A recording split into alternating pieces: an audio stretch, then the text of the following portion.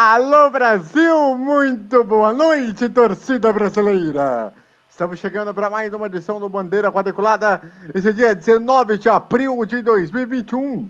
Dia do índio, né? Se não me engano é isso. É, dia do índio. Vai ter o feriado de Tiradentes na quarta-feira. Exatamente. Então, estamos aqui para agraciar mais esta semana, graças a um bom Deus lá de cima, para trazer a você o melhor do esporte a motor no Brasil e no mundo. E eu já adianto, eu acertei uma, Brasil. Vocês não estão ligados. Aguardem no programa de hoje. Vamos então aos destaques dessa edição. Traz para cá.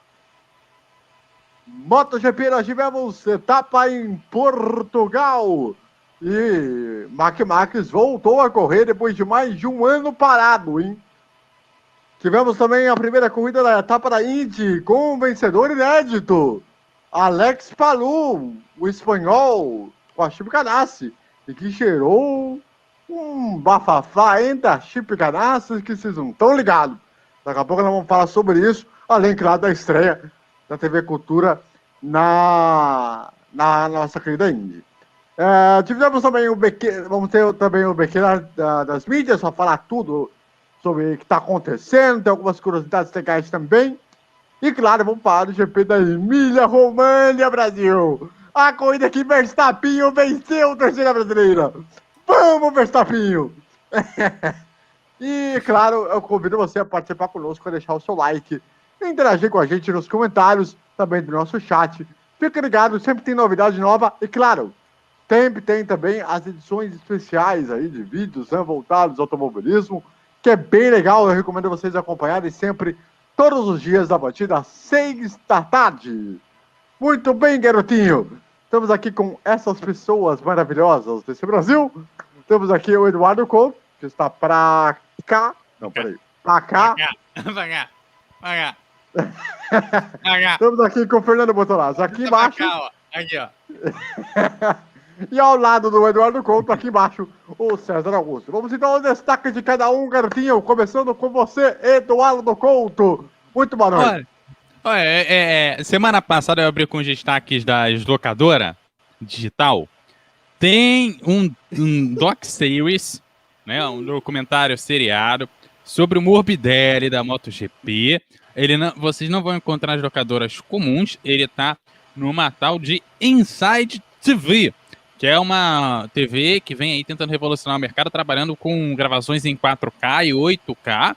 Ela tem acesso aqui no Brasil, tem o seu canal de streaming, né, linear, que passa o documentário. Eu não sei exatamente qual horário que ele está passando atualmente, mas tem também o pagamento em dólar, por enquanto, não tem pagamento em real, pagamento em dólar, que aí você tem a liberação não só de uma série de programas sobre automobilismo, inclusive aquelas corridas de carros super rápidos, aqueles carros que correm 1 quilômetro ali com... Carro de arrancada. Carro de arrancada, né? Que tem até os nossos queridos... pessoal que desce de avião, esqueci lá, aquele negócio que o pessoal carrega atrás, né? E... De paraquedas. Paraquedas, né? E alguns outros documentários sobre eventos aí relacionados também ao que seria o X Games, né, e outras versões aí similares ao X Games. Então não estou fazendo, o nosso objetivo não é fazer propaganda da locadora, mas dizer o tipo de conteúdo relacionado ao nosso canal, até porque a gente muitas vezes acaba conversando sobre esses conteúdos aqui nos bastidores, e é sempre bom trazer esse tipo de lançamento para o nosso fã do automobilismo que gosta de estar acompanhando.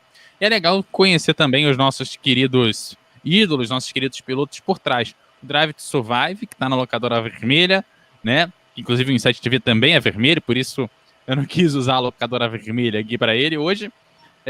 Temos também o documentário de Le Mans na locadora azul, e tem esse aí da locadora 4K aí, que a gente vai passar a chamar aí a partir de hoje de locadora 4K do Morbidelli. Muito bem. Destaque inicial de Fernando Botolazzo. Muito boa noite. Bom, boa noite, amiguinhos, você aí, meus colegas de mesa e você aí de casa. Bom, meu destaque quem diria que a brincadeira que eu e o César fizemos semana passada sentiu o efeito, né? Meu destaque não fica por conta do automobilismo, e sim por conta do futebol com esse negócio de Superliga. André, ainda a luz no fim do túnel pro seu Borussia. Aguarde, verá. O que poderia ser de eliminação pode virar para semifinalista. Quem diria, Brasil? A que ponto chegamos, torcida brasileira? Poderíamos ter umas reviravoltas mais loucas da história da humanidade nos últimos 20 anos, provavelmente. Ai, Olha, ai. nem Nos o últimos Fluminense 60 sonhou com uma anos. reviravolta dessa quando subiu direto pra Série A. Pode crer, meu. Copa João Melange 2000. Rapaz, fala pra vocês, viu? Bom, então, meu caro César Augusto, o seu destaque inicial, por favor. Olha, posso dizer que após tanto tempo sofrendo ouvindo gralhas na emissora com o logo de B, posso dizer que eu fui salvo pela Rai Sport Uno, porque eu pude ouvir a Fórmula 1 e os jogos do Calcio em italiano. Olha, obrigado, dona Rai, por salvar minha vida, porque eu não estava mais aguentando a Rádio B, porque é uma porcaria aquilo lá. Não, mas ó, eu tenho que fazer um registro.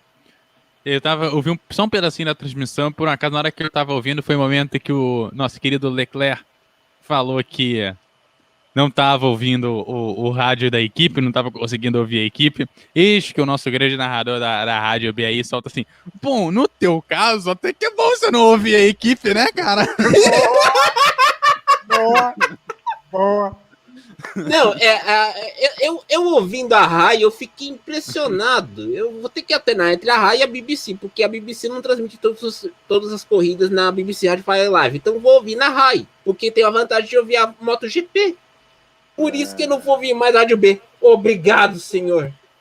Mas olha, eu queria, né, antes de a gente ir para o primeiro assunto, eu quero mandar um grandíssimo abraço pro nosso querido Everaldo Marques, um dos maiores comunicadores da história da televisão no Brasil.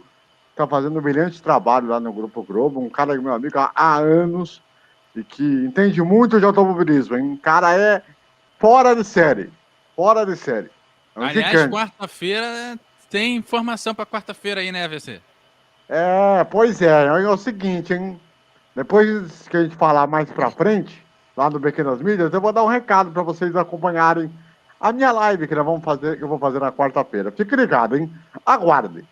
Vamos lá, vamos para o primeiro assunto do programa, que é o nossa querida MotoGP Grande Prêmio de Portugal, em que tivemos vitória do Fábio Quartararo, né? Obrigado.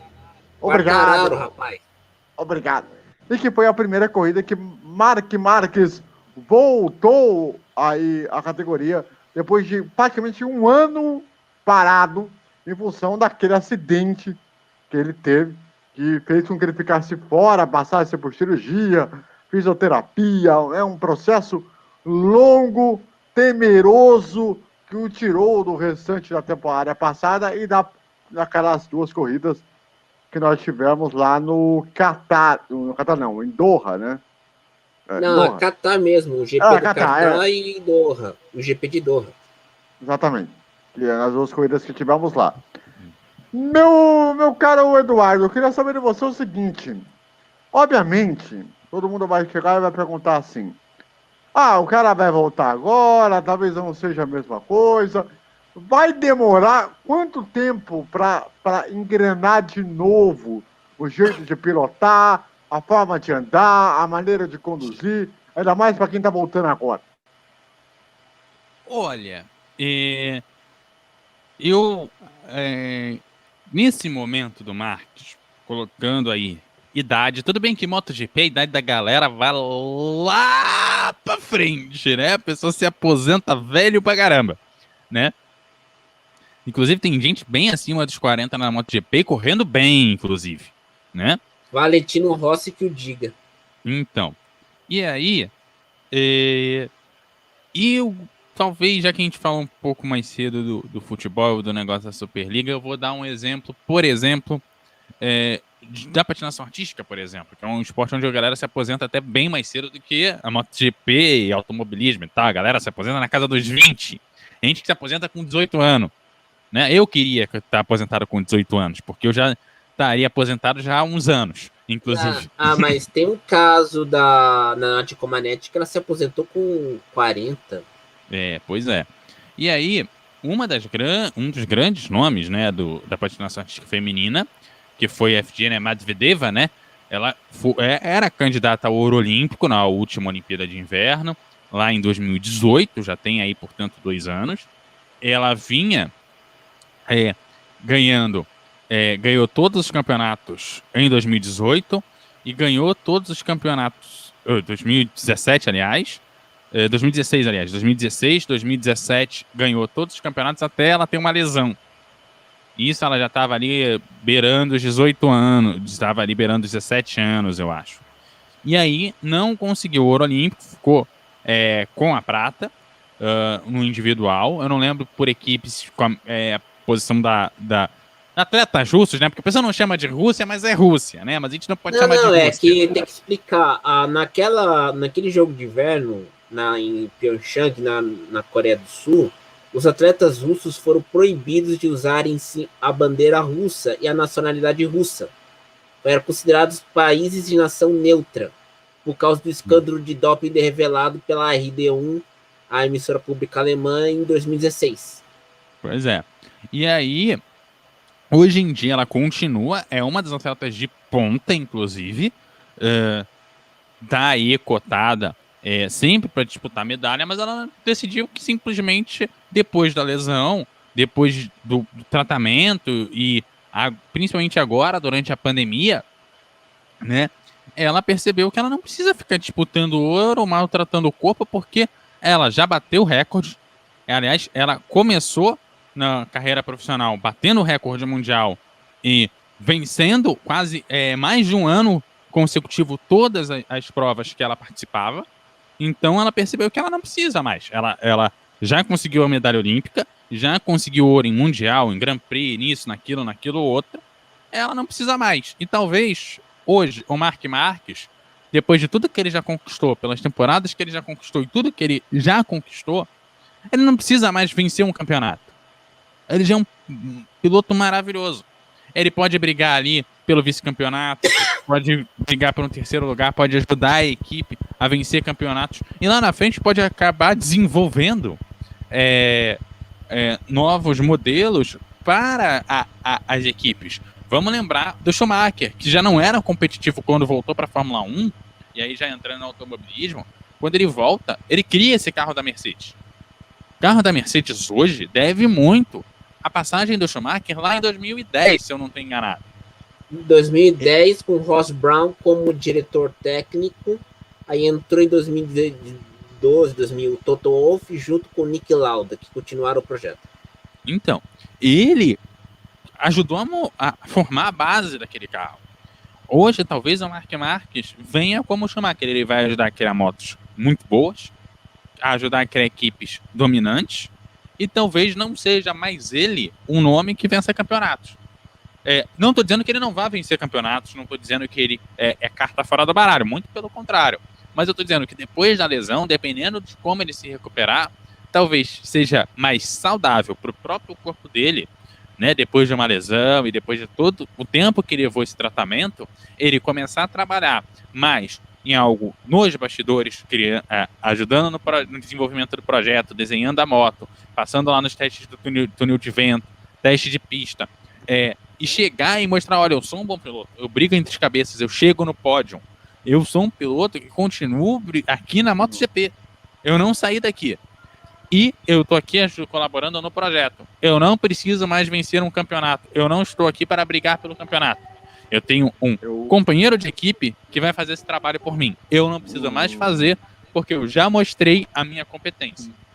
Eu até concordo, em parte, com o que o Eduardo está falando, mas de algumas questões que envolvem muito o alugamento da carreira de alguns atletas. Primeiro, no caso do automobilismo, muita gente vai pela motivação pela gasolina, a motivação pelo dinheiro, a motivação por uma série de Pela outras glória. coisas. Pela glória, pelo recorde, enfim.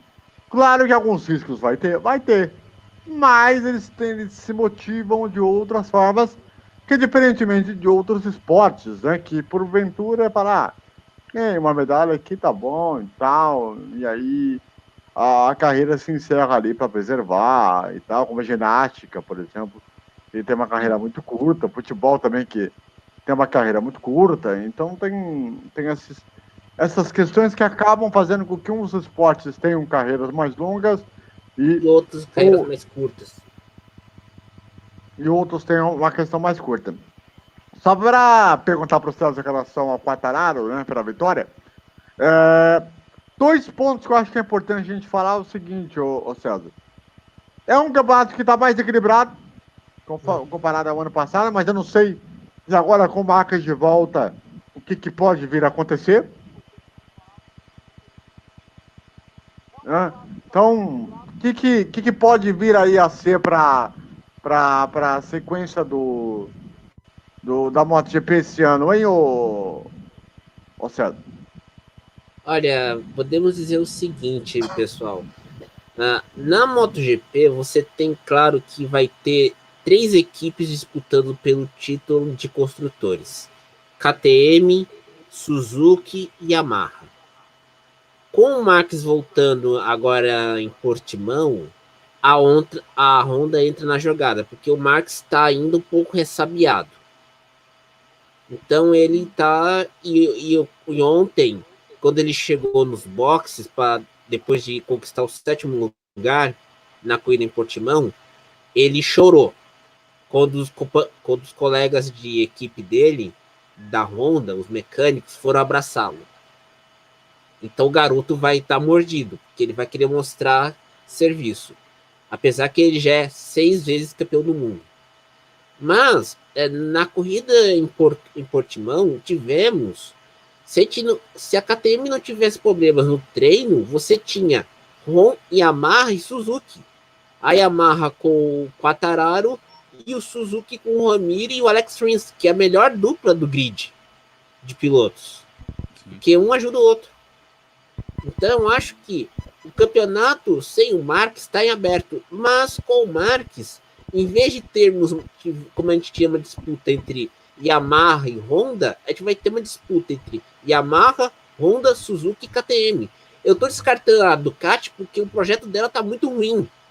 Pode melhorar durante a temporada, mas agora vai ficar na posição de pegar 10º lugar com o Johan Zarco e o Dovizioso, o André Dovizioso.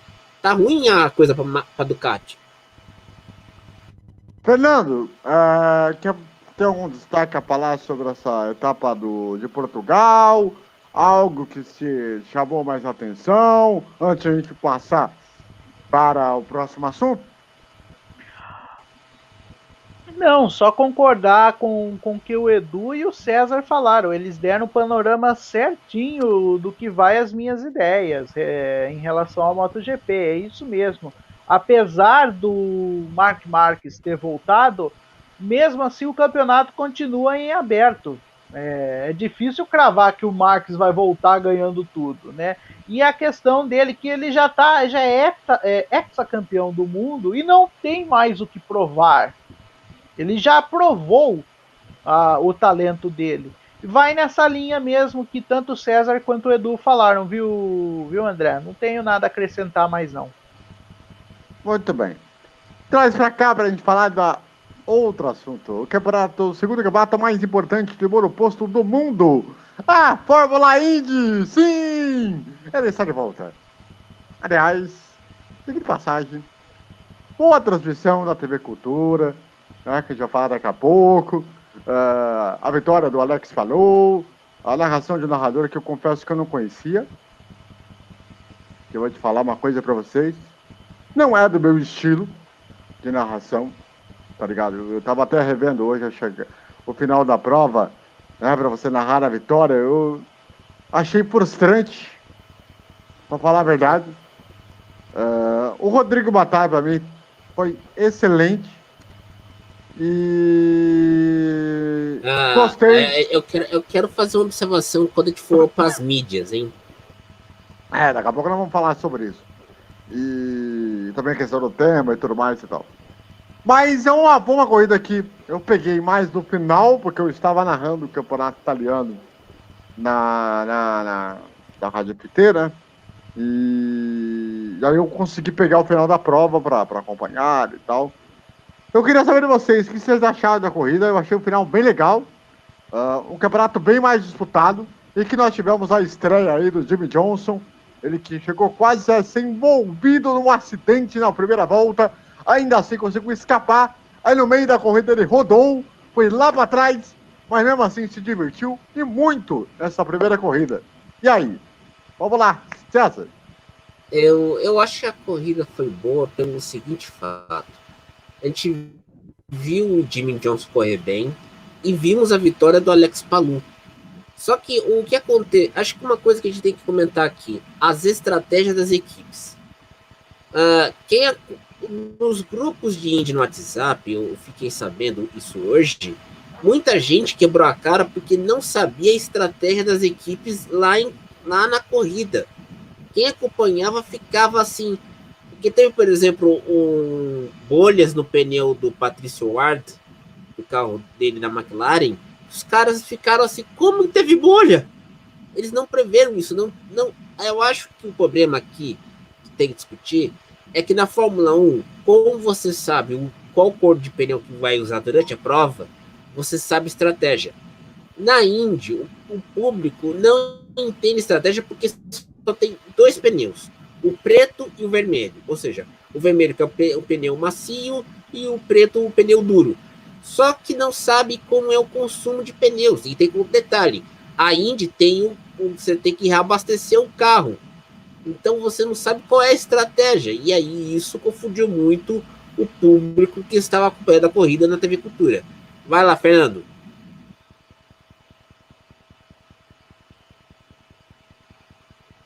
Então, na questão da corrida, foi uma corrida boa, foi uma corrida legal. Eu acho que a estreia do Jimmy Johnson na categoria não poderia ter sido em pista melhor. Assim, eu acho que as 3 que se encaixariam seriam Barber, Laguna Seca e se tivesse Sonoma ainda poderia ser, apesar de eu não achar a pista de Sonoma interessante para a Fórmula Indy, mas enfim. O acidente na largada, eu não sei se vocês vão... Lembrou um pouco o acidente de Spa em 98 da Fórmula 1, mas com bem menos carros, né? Ali, pelo que deu para... Na minha opinião, foi culpa do New Garden. Errou ali, pisou na grama ali, perdeu a tangência ali e todo mundo foi batendo. O JJ se livrou do acidente com uma maestria impressionante, afinal é um dos mais veteranos do grid. A corrida na metade deu uma abordada, mas a estratégia dos boxes deu uma apimentada, e no final não poderia ter sido um final tão legal quanto a disputa do Alex Palou e do Will Power. Só que eu ainda acho que é cedo cravar que o campeonato vai ficar aberto esse ano. Eu ainda acho que é cedo. Eu acho que é bom esperar ainda a prova de St. Pete semana que vem e a rodada dupla no Texas, antes de ir para Indianápolis. Eu acho que ainda tem que esperar um pouco. Aliás, essa prova de São Petersburgo vai acontecer já nesse final de semana agora, né? Já nesse próximo domingo, à 1h, né? No horário de Brasília. Meu caro Eduardo Couto, a Indy começou melhor do que esperado como campeonato? Olha, eu sinceramente achei a corrida sonolenta.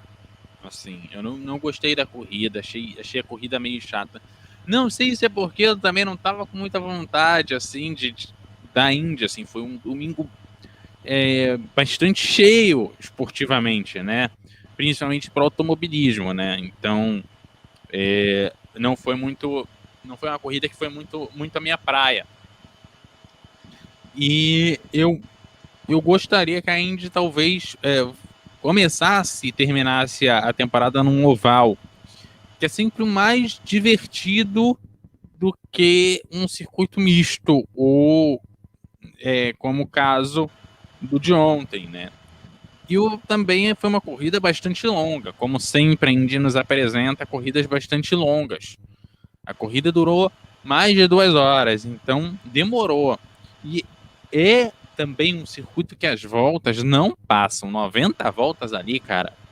Passa 1, passa 2, às vezes passa 3 minutos e não vira a volta, sabe? Então, eu achei demorado. Na verdade, achei não chato, achei demorada a corrida. E eu não gosto de corrida demorada, cara. Mas eu acho assim, é um calendário, é uma pista, né? Que é, de certa forma, seletiva, curvas de alta, curvas de baixa e tal, mas é aquilo ali, os carros eles estão se auto-adaptando, né, com o decorrer da temporada. Mas eu concordo que a Índia deveria ter uma corrida começando no oval e o campeonato terminando em Laguna Seca. Eu acho que em oval não precisa, porque eu acho que Laguna Seca tem um negócio muito técnico como pista. Tá ligado? Eu acho que é uma das pistas mais interessantes que eu curto pra caramba. Porque não só pelas questões de desafio de subida, descida, primeira curva numa descida bem grande, você tem o saca-rolha, né? Aquela Saca-rolha. Que tem como se fosse aquela descida e tal. É um grande barato. É um dos circuitos que eu confesso assim que me canta aos olhos só de ver a forma como é um desafio para os pilotos. E como decisão de campeonato, eu acho ela perfeita. Mas eu acho que tem que ter mais corridas ovais do que circuito misto. Botar um ou outro, acho que até vai. Mas até circuito de rua também, como é tradicional, acho que até vai também. Mas muito pouco oval. Para um campeonato que se tornou conhecido do público, principalmente no mundo todo, por conta do oval. Olha, aproveitar para falar aí desse Pequenas Vídeos, para falar dessa estreia da TV Cultura na Fórmula Indy, com um narrador que eu nunca ouvi falar na minha vida, com todo respeito. Qual é o nome dele mesmo? Alguém pode me ajudar? Eu não lembro. Jefferson Kern. Jefferson Kern, obrigado. Jefferson Kern. Bom, eu, ouvindo a narração dele na reta final de prova, não me empolgou. Não me empolgou. Não é um narrador que você fala assim. Com todo respeito, tá? Eu sei que se ele pode assistir a live aqui por algum motivo, com todo o respeito que você tem, mas você não. Não. Eu cresci ouvindo Luciano do Vale, Théo José, Sérgio Maurício, narrando a categoria, né, Brasil? É uma falta de respeito você botar um cara que, tudo bem, não passa uma emoção grande e tal. Tem um tipo de informação aqui e ali, mas faltou aquele, né? Mas você está muito perto daquele narrador americano, né? O narrador americano tem esse jeito mais seco e mais técnico, né? Talvez a cultura achou legal por ser uma categoria americana. Se você for na rádio da Indy, é um tipo de narração até bastante parecido, inclusive. Então, mas mesmo assim. Se fosse assim, te lembrar, o lendário narrador da ESPN Panaski para Indy era o Bob Procrest. O Bob Procrest era mais técnico e não era de fazer tanta gritaria. Por exemplo, quando teve aquela narração do Luciano do Vale em Indianápolis em 89, a gente vibrou quando o Alonso bateu. Eu acho que o Jefferson, eu não vi a transmissão, mas o que eu entendo é o seguinte: muitas das vezes quem reclamou no Twitter é que colocava a hashtag Indy na cultura, só que ele não lia a interatividade. E outra questão que até surgiu. A questão é que o Rodrigo Matar, que já foi tão usado por nós, ele se deu bem com a Indy.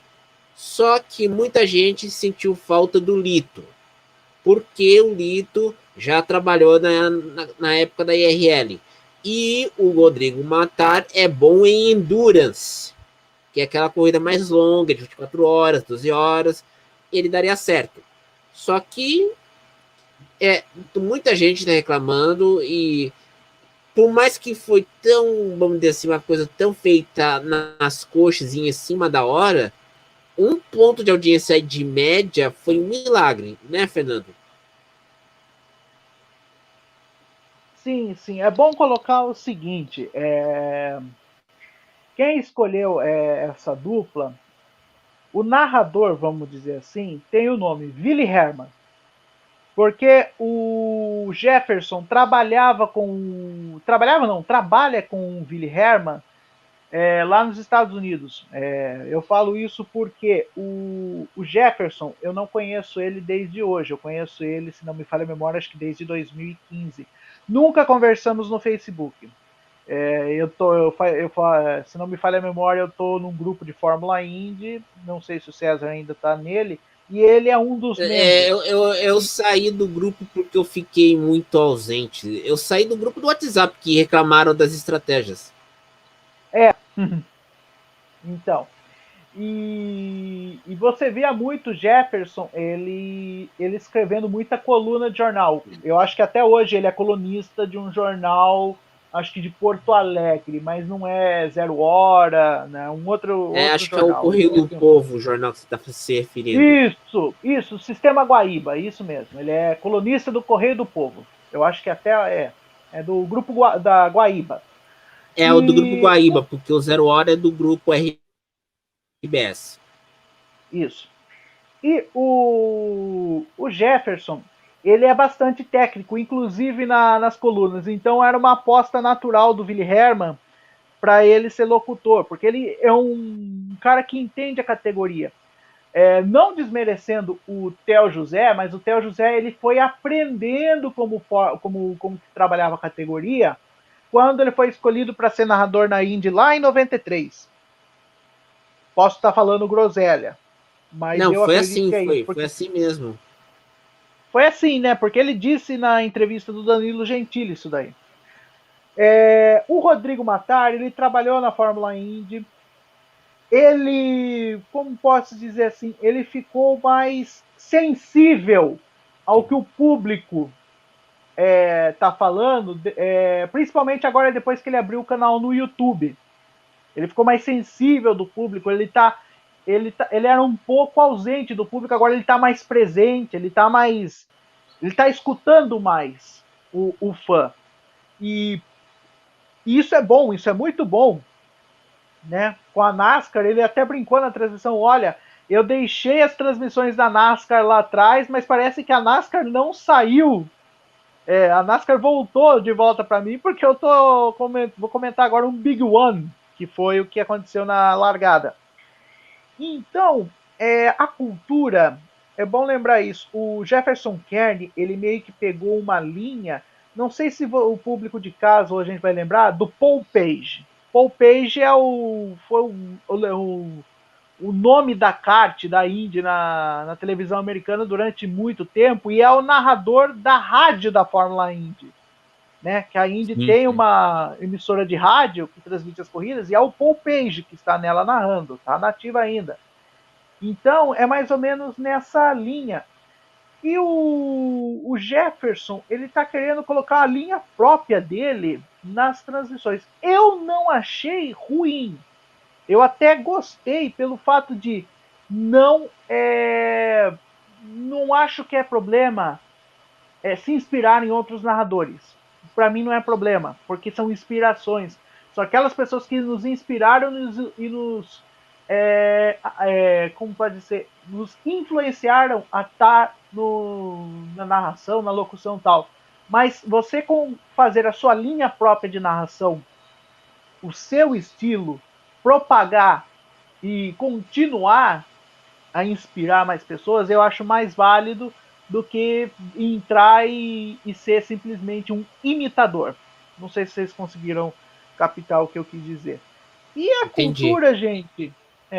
E a cultura, gente? Não tem. Tudo bem, ela fez uma coisa muito legal nos anos 80. Foi a cultura que trouxe a NASCAR para o Brasil lá em 89. Só que ela não tem a tradição do automobilismo. Uma coisa é trazer, outra coisa é ter a tradição. E ela não tem a tradição. Então, para conquistar isso, vai ser duro, vai ser árduo. Um ponto para uma emissora que semana passada, no mesmo horário, marcava traço, é um enorme passo para números maiores. E aí, meu caro Eduardo, o que você achou da narração da cultura?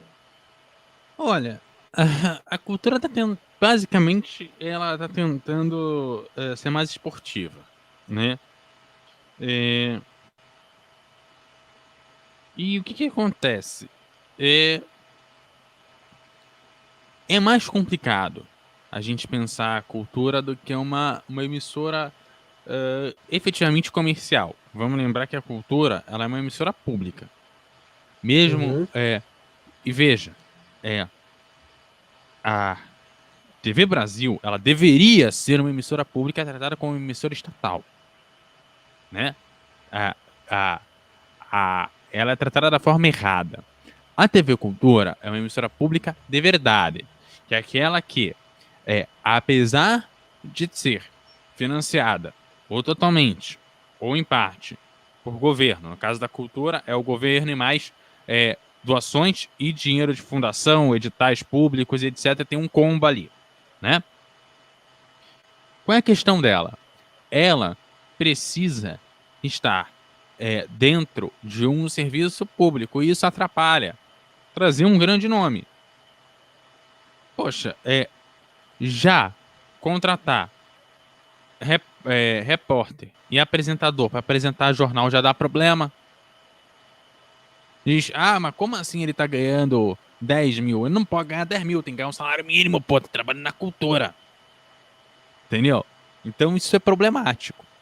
2, você tem um esquema financeiro mais complexo para se trabalhar. Pensando nisso tudo, a cultura ela tenta trabalhar dentro de ela tenta ser uma emissora competitiva num formato em que ela não tem dinheiro de patrocínio. Ela não tem patrocinadores. Então, se ela paga para a Indy e vai contratar um narrador, ela tem 2 problemas.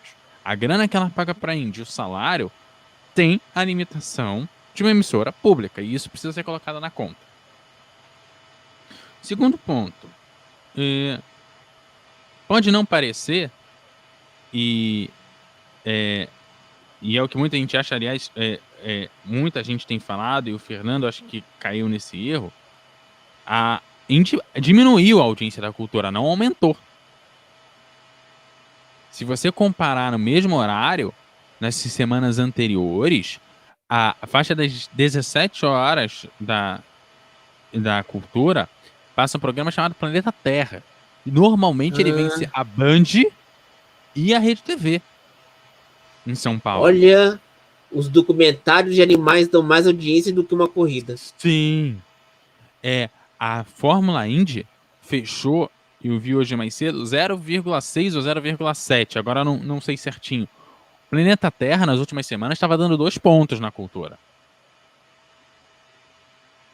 Então, sendo que no final da prova chegou a marcar 0,3. Exatamente. Então eu peço desculpas pelo erro. Não sabia dessa informação. Não, Fernanda, a culpa não foi sua. Foi minha ter dado a informação errada. Mas qual é a questão? A cultura, hoje, ela tem 4 grandes campeonatos. Que são a NBA... NBA não, a NBB, desculpa. Eu sempre confundo porque é N não sei o que. Tô ligado, Novo Basquete Brasil. O Novo Basquete Brasil. A NNB, que é o basquete feminino. Isso. A Fórmula E e a Fórmula Indy. Né? Primeiro item que eu acho que é o maior problema da cultura. A NNB, por exemplo, que faria um esquenta legal pra Indy, mesmo, assim, questão de audiência, não sei o que, mas programação esportiva. Item 1 do rolê. A NNB entrega pra Turma da Mônica. que entrega pra outro desenho, que aí entrega pra Indy. Sério. Eu acho que aí tem uma questão. Não tem aquele esquema show do esporte que tinha na Bandeirantes até esse ano. Você fazia intercalado um programa seguido de esportes. Na grade que a gente viu na semana passada, a gente viu que tinha um desenho do Chau Carneiro entre o evento de basquete e a corrida. Pois é. E 2, tem um problema das afiliadas da TV Cultura. Sim. Por exemplo, em Minas, não passa a LNB. Exato. O Pará tem o Campeonato Paraense de futebol. Sim, exato. Então tem essas questões todas. Aqui no Espírito Santo, por exemplo, a gente tem 2 entradas da cultura. Já comentei, inclusive, com a AVC aqui. Nos bastidores. Né? Então. Num canal passa o estadual e no outro canal passa a NBB. Tipo, what? Porque um é um canal do interior do estado que porventura chega aqui na capital. Sim. E o outro é o sinal da capital. Que não, o sinal do interior não deveria chegar aqui, mas por um acaso chega. Né? Mas tudo bem. E aí, semana que vem. Cadê o celular? Eu vou pegar o celular aqui para abrir para vocês, para não falar bobagem, tá? Semana que vem tem 3 eventos no domingo pela manhã na Cultura, que é a Fórmula E, a NNB e a Fórmula Indy. Que etapa que vai ser daí? Fórmula E? Vou confirmar aqui, para não falar bobagem, tá? O app, para variar, resolveu que vai demorar para abrir. Não demora, mas ele... Bom, mas vamos lá. Qual é o rolê? A Fórmula E vai entrar às 6 horas da manhã. A corrida é 6 ou 7 da manhã. Quer ver, ó? Domingo. Ó, a Fórmula E é às 9 da manhã. Aí, terminada a Fórmula E, depois do pódio, às 10h15, tem um programa chamado Agricultura. E que eu não sei vocês, mas me parece que fala sobre agricultura. Depois, às 10h45, tem a Liga Feminina de Basquete, a LBF. Que é o jogo que sempre 13 horas tem o Kit e Cats, que é um desenho. Depois tem um outro desenho aqui com nome estranhaço. Aí 1h30 tem a Fórmula Indy. Certo. Cara, eu não vou ficar vendo desenho pra esperar o esporte seguinte. Mas também tem uma coisa. Eu tenho saudade dos grandes momentos do esporte. Sabe? Não, sim, mas só que assim, tem uma coisa. Quando você junta o público infantil com o público adulto, também é uma forma de você juntar os 2 públicos. Tem essa forma também. Você pode trabalhar nesse sentido. Sim, e digo mais, ó. 3 horas da tarde, na Band, tem a primeira etapa da Fórmula Da Stock Car. Por causa que as ligas europeias, só que desse motivo aí, é que as ligas europeias estão nos seus momentos finais das rodadas para definir as vagas de campeão e as vagas que vão para a Champions League. Por isso que a Stock foi colocada para as 3 horas da tarde. Então, é isso. Tá dada a programação do fim de semana, tá? E pra quem quiser acompanhar o Oscar, a TV paga, tá? Porque na Globo, eu acho que não vai dar tempo de passar, não. Porque até acabar o Big Brother... Nossa Senhora. Vamos pra Fórmula 1, porque senão a gente vai estourar o tempo hoje, gente. Mas Ô Eduardo, mas essa questão do Jefferson como narrador. Cara, foi o que eu falei. Eu acho que ele se baseou até o César falou do narrador da rádio da Indy. Eu acho que ficou muito parecido, na verdade, com a rádio da Indy. E eu acho até legal, porque o pessoal aqui no Brasil até reclama aí do pessoal que tá botando propaganda. Primeiro botaram a engolidora de tela, né? Agora tem a propaganda de 30 segundos engolidora de tela. Que ocupa mais da metade da tela, inclusive. O pessoal tá engolindo a tela. Daqui a pouco a gente vai ter um break de verdade. O pessoal vai parar de mentir pra gente, vai abrir um break de verdade, igual acontece nos Estados Unidos, né? E lá na Fórmula Indy, na rádio, tem propaganda. Pra caramba. Então o pessoal que reclama, né? Lá tem muita propaganda, inclusive na rádio. E eu acho que ele copiou muito. Então, no fim das contas, pelo menos na cultura não tem propaganda, não tem injeção de saco. Veja pelo lado positivo. Não, sim. Vamos vamos lá então para falar aí do Grande Prêmio da Emília Romagna. Eu que acertei aí, meus amiguinhos do Brasil. Semana passada eu fiz um palpite. Qual era mesmo, meu caro Fernando Potolazzi? Por favor.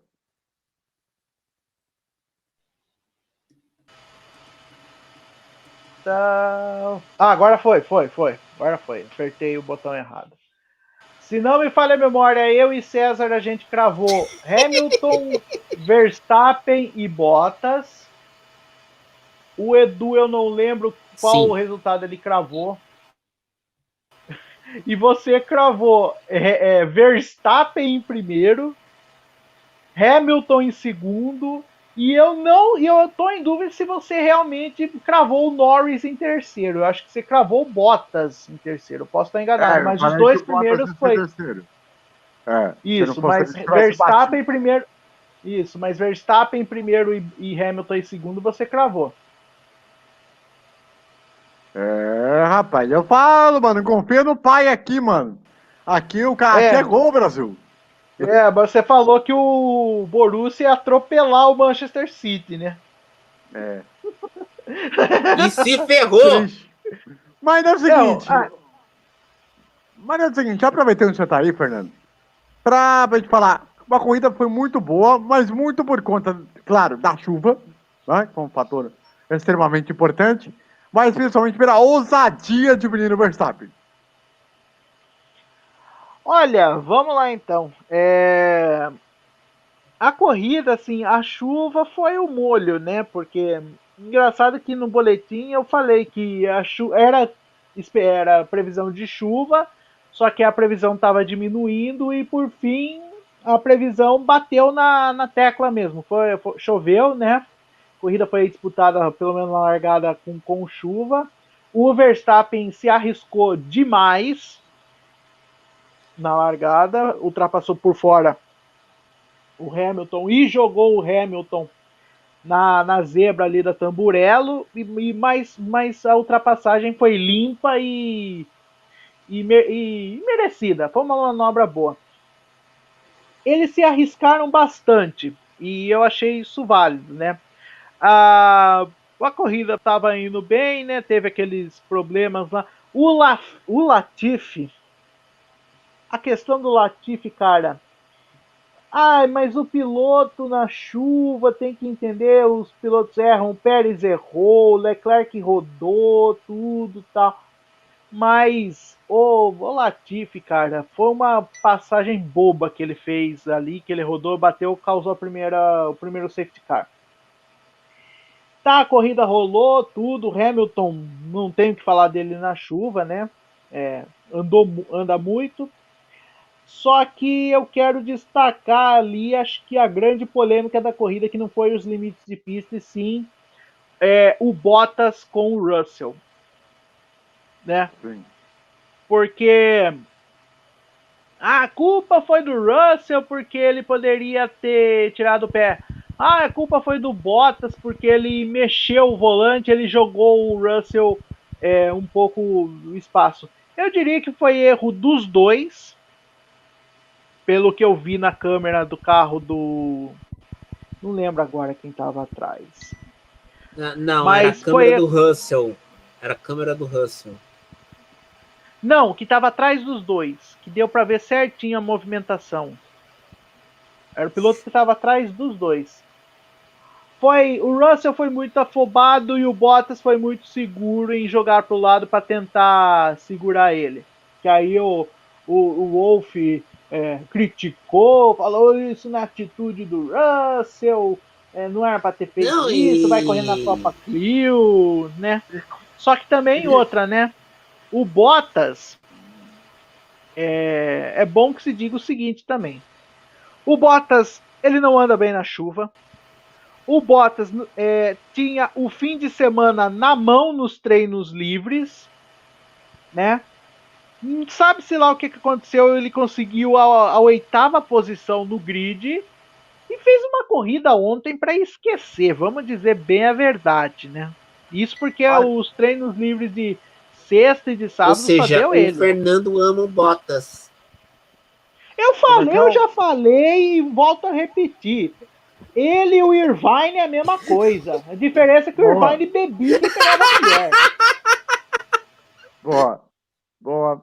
Realmente, cara. Aliás, o Toto Wolff, ele chamou o George Russell pela conduta em cima do Bottas de Copa Renault Clio. Vocês estão ligados nesse Paranauê? Mano. Não, o pior não foi isso. O pior é que o seu Toto Wolff falou: o seu Russell perdeu muitos pontos com ele na Mercedes. Mas Sendo eu acho... que o Russell, para quem não sabe, deixa eu terminar, André. O Russell é o piloto da academia da Mercedes de pilotos. Vai lá, VC. Sim, mas acho que o Toto ele foi um pouco infeliz, pesado demais. Né? Que eu acho que o Russell sempre foi muito talentoso, um piloto que é rápido. Se ele cometeu um erro ali, um acidente que, né? Dava para ser evitado? Dava para ser evitado. Mas, né? Bom, Leclerc, meu claro Eduardo Couto. E o Leclerc, hein? Quando você pensa que ele vai, ele não vai. Ah, meu querido, vou te falar um negócio. Lá tá vai. Difícil. Tá difícil. Entendeu? Como diz o pessoal lá da Praça é Nossa, Leclerc, mas não consegue. Entendeu? Aliás, ontem eu tava no Twitter, eu tenho um amigo britânico que ouve a transmissão na BBC. Eu comentei com ele que estava ouvindo a RAI italiana, a RAI. E ele me perguntou o que os italianos estão falando da RAI. Eu falei, olha, só estão mencionando o Leclerc, não estão nem comentando se ele é bom ou ruim. Olha, tem um lado positivo nessa corrida, que numa coisa a Ferrari inspirou bem, que foi uma bandeira vermelha que com certeza foi esperada na corrida da Ferrari. Com certeza. Entendeu? Tirando isso, eu não sei o que ela fez de bom, sabe? Aliás, eu acho que... a bandeira vermelha que cai entre nós, foi um momento assim que eu vi o Hamilton rodando, aí eu falei, acabou, e depois eu vi o Bottas, eu falei, acabou, Mercedes vai pra casa, todo mundo errou, não tem... Aí beleza, Não, mas... aí deu uns 15 segundos, deu a bandeira vermelha, aí eu falei, beleza, pegar um café, me dar aquela passadinha no banheiro, daqui a pouco eu volto, daqui a pouco eu chego, pessoal, os carros estão estacionando ali. Olha, o Hamilton em nono? Como é que ele saiu da brita?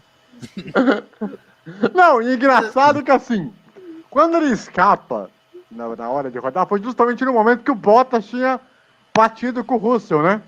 Foi justamente nessa hora, né? Foi. E aí ele escapa, só que assim, ele é muito burro, né? Ele vai querer ir pra frente. Ele sabe que tem um murinho ali. Por que ele vai ficar ali na frente? Ele bateu um pico ali por besteira. Aí... E ele deu uma marcha ré. Não, ele não sabia se ele ia dar marcha ré, se ele ia dar alguma coisa... Você é um cara que é calejado, correndo há mais de, uns 20 anos nessa bagaça. Como que você consegue... Não, mas em defesa do Hamilton não sabia o que fazer, aí eu sou obrigado a dar uma defesa. Porque essa geração leite com pera não sabe o que é brita. Essa geração leite com pera nunca botou um carro na brita e teve que tirar. Dual Way de agora tem área de Petrópolis. escape. Quando não tem área de escape, tem muro. Aí ou o cara fica ali, ai não, tem um murinho, não sei o que. Tem área de escape. Que aí o pessoal aproveita. Tem essa parada de limite de pista porque não tem brita. Se tivesse brita, duvido que teria essa coisa de limite de pista, teria toda semana essa discussão. Pode passar ali? Não pode passar ali. O limite de pista aqui era... Porra, põe uma brita lá, eu quero ver se ele vai sair do limite da pista. Olha, eu tenho uma sugestão mas essa geração é uma vagabundagem, porque não sabe dar uma marcha ré. É uma vergonha isso aí. Não dá uma marcha ré direito. Não, antigamente, pra você dar ré, você tinha um trabalho, que você tinha que apertar, né? Quem tem a rural me entende. Você tinha a palanca na marcha aqui do lado do volante, você tinha que dar aquela apertada, botar aquela parada travava. Eu não metia ré nem por um decreto de segundo, né? Quem teve rural me entende. O rural não tinha folga na direção, tinha férias na direção. Exato! Entendeu? Você, pra fazer a curva, você tinha que começar a virar o volante uma esquina antes, cara. Não, e o mais engraçado desse rolê todo é que assim, enquanto eu tava naquela dúvida, vou dar uma marcha ré? Não, não dá uma marcha ré. Mano, você tá botando o volante na tua frente. Eu não sabe o que é pra dar uma resinha pra trás, mano. Como que não sabe disso, velho? Aí. Não, e falta aquele cara da flanelinha. Ô, doutor, pode vir. Mais um pouquinho. Vai pra esquerda. Não. Vai pra esquerda. Então, parece os caras que não sabem aprender na autoescola, velho. Aí o mais engraçado é que aparece o GC assim. O último abandono de Lewis Hamilton foi no Grande Prêmio da Áustria em 2018. Não, eu achando que ele tinha abandonado. Foi nessa hora que eu achei que ele abandonou. Aí daqui a um pouco, ele dá uns 5 segundos, ele dá uma marcha ré. Quando ele dá uma marcha ré, Brasil, o quê? What? O que tá acontecendo aqui, Brasil? O cara, ele ficou naquele negócio, vai, não vai, vai, não vai, vai, não vai. Aí dá uma marcha ré. Olha, diga-me. Olha, eu sou a favor do seguinte comentário. Eu vou até fazer uma pergunta pro César, se ele puder me responder, eu agradeço. Aquele louco do Bruno Serrade ainda é vivo? Chama o Bruno Serrade para ser diretor vivo. de prova de... Chama ele de novo, vai. Ainda é vivo.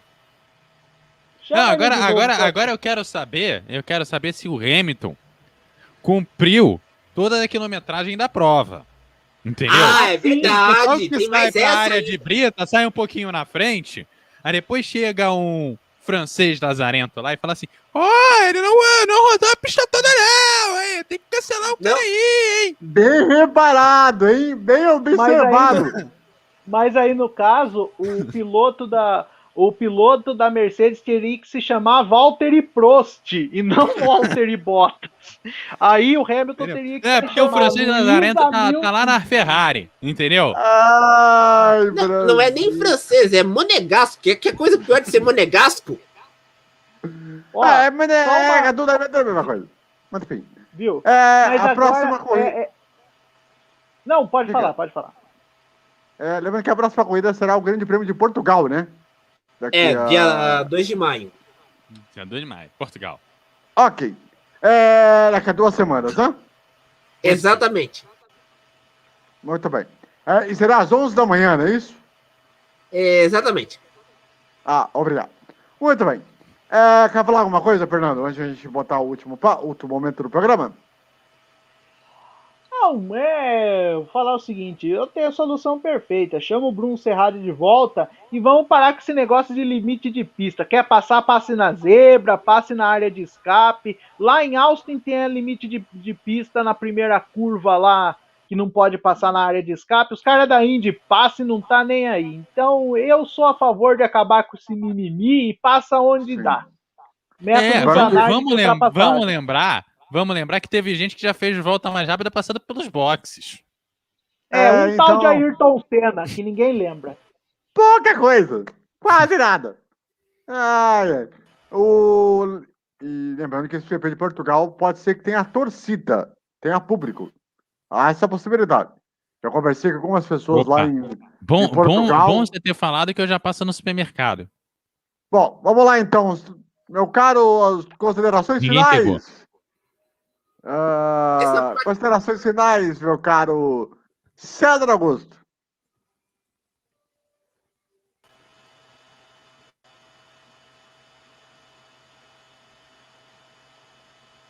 Certo? Olha só. Por favor. Agora sim, tá aberto o microfone. Fala, meu filho. Eu vou dizer uma coisa. Não sei se todos reclamaram do limite de pista, que aqui na edição de imagens a coisa caiu a tela do AVC e do Couto. Vocês não podem reclamar, senão vem alguém encher o saco. Verdade. Enfim, meu caro Eduardo Couto, seu destaque final, por favor. O meu destaque final fica para a Fórmula E no final de semana. Vamos, esperamos que pela primeira vez não tenhamos bandeira vermelha, bandeira amarela, entendeu? Porque, ó, teve uma corrida decente até agora da Fórmula 1, esse aí é o problema, entendeu? E esse vírus está se espalhando para a Fórmula 1, como vocês puderam perceber que teve bandeira vermelha. Então esperamos aí uma boa corrida no domingo pela manhã. Meu caro Fernando Botonazzo, seu destaque final, por favor. Vamos lá, meu destaque final foi por conta dessa. Meu destaque final, eu sou a favor de Bruno Serradi de volta à Fórmula 1 como diretor de provas e Fórmula E em circuito oval, para acabar com a sua insônia, para acabar com esse problema que você tem que você não consegue dormir. Fórmula E em ovais. E é isso aí, André, na torcida para o Borussia ser finalista com exclusão de time. Grande abraço. Maravilhoso. Seguinte, eu não poderia deixar de passar esse final do programa sem lembrar de um dos dias mais marcantes e tristes para o esporte. Afinal, em 19 de abril em 2014, nos deixou um dos maiores narradores da história da comunicação do Brasil, Luciano do Vale. Sem parar do Luciano, sem lembrar do que ele fez pela Fórmula Indy, o que ele fez pelo boxe, o que ele fez pelo futebol feminino e masculino, o que ele fez nos Jogos Olímpicos, o que ele fez pelo vôlei. Ele é um cara que simplesmente se considerou um dos maiores locutores, apresentadores e principalmente empresários do esporte nacional. Ele revolucionou de uma maneira que jamais ninguém conseguirá fazer igual o que ele conseguiu fazer. Luciano do Vale definitivamente está gravado na memória de muitos e muitos brasileiros. Luciano do Vale, eterno. Grande abraço. Até semana que vem.